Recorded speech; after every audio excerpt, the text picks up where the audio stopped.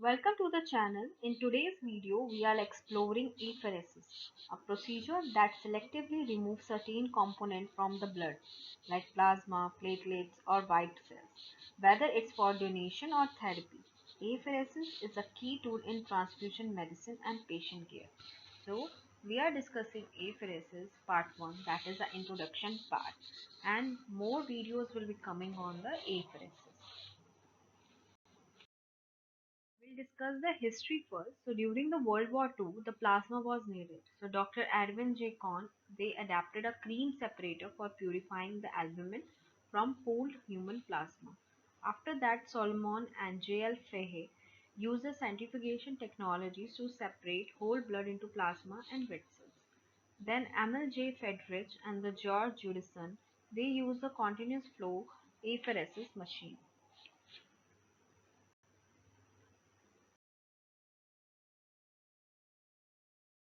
1914, Abel and Roundtree they manually do the removal of antisera for the serotherapy from immunized horse by exsanguinating them. In 1950, Dr. Edwin Cohn and Alan Lentham they used the continuous flow centrifugation for blood component donation. In 1959, Schoos and Adam they have taken the patient with the hyperviscosity syndrome, and in 1960, Dr. Emil Friedrich and George Judison they have also from the National Cancer Institute they separate the cells for leukemia in CML patients. Here the therapeutic plasma exchange, the bloodletting to remove the alveolar humor. It was believed in 1719 that in order to be evil free, the blood should be removed. So in the patient car, what they do, they will make 20 to 40 slashes, and in the bin, they will allow to stand the patient and the blood will remove. What is the definition of the apheresis? Apheresis is a Greek term which means taking away. It's a procedure in which whole blood is removed from the body and passed through an apparatus, thus separating out the particularly blood constituent. It is then returned the remainder of the constituent back to the individual circulation. Compound blood. The blood is made up of 45% of cellular elements and 55% of plasma, 92% of water, and 8% solutes. Contain protein and non-protein nitrogenous substances, regulatory substances, respiratory gases, and electrolytes. Plasma protein includes albumin, globulin, prothrombin, and fibrinogen.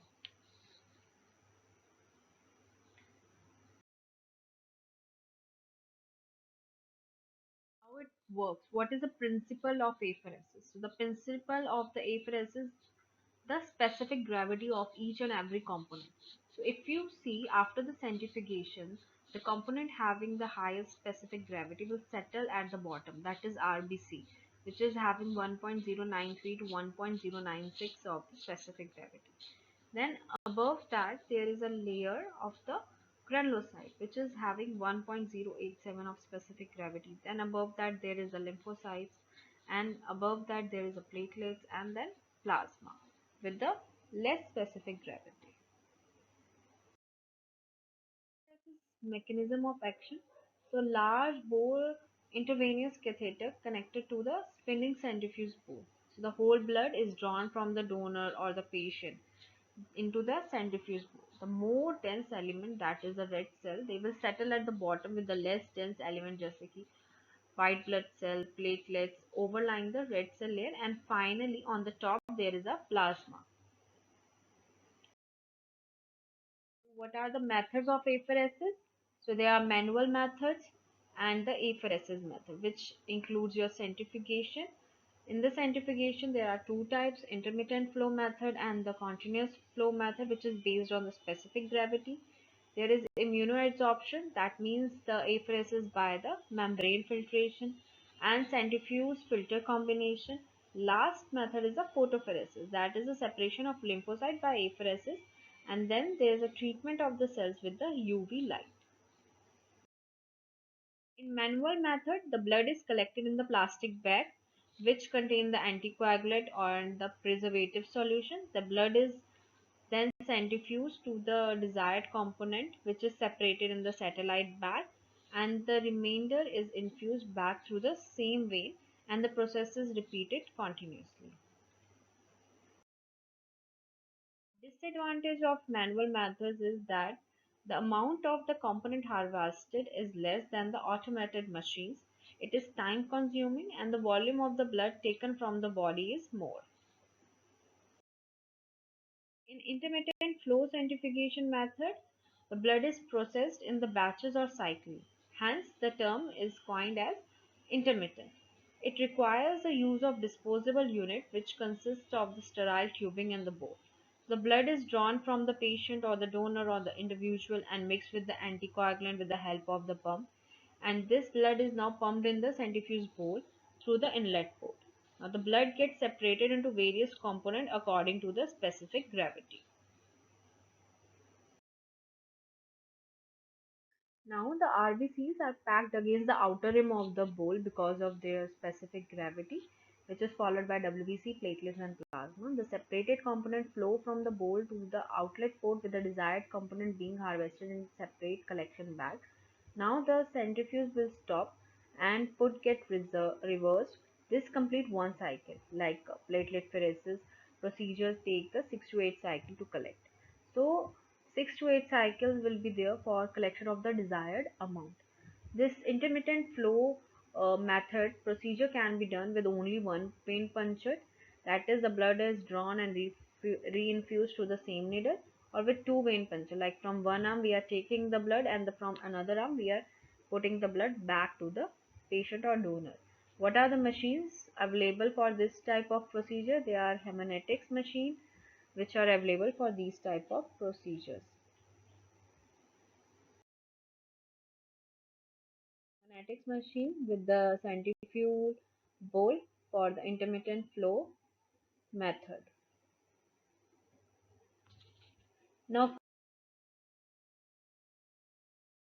continuous flow centrifugation, it withdraws, process and return the blood to the individual simultaneously. So there are no batches in which the process is done as we have seen in the intermittent. Now the blood is collected in the chamber or a belt. Separation of component through the centrifugation method. Desired component is diverted into the collection bag and the remainder is reinfused into the individual through the second venous access.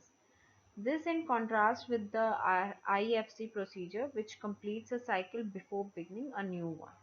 So it always done with a two venous puncture.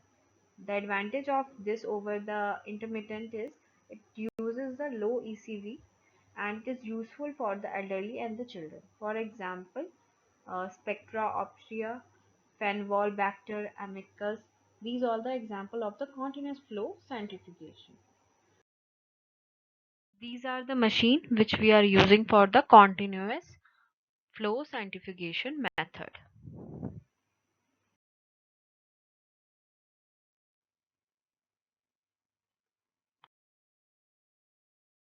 Now membrane filtration. Membrane filters are typically composed of bundle of hollow fibers or plate membranes with specific pore size.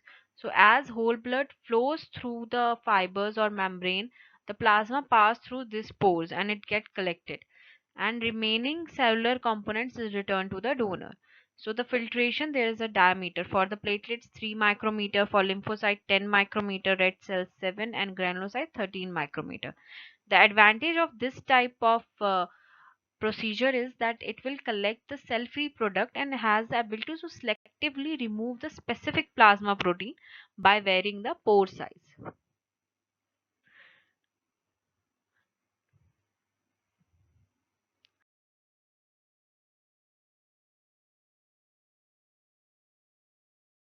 Now, difference between the membrane filtration and the centrifugal cell separator. So, the membrane filtration, it has a limited use such as only for the plasma exchange as it cannot separate the cellular components. Whereas in centrifugal cell separator, there is ability to separate all the components so that we can use it for the red cell exchange, thrombocytopheresis, leukapheresis.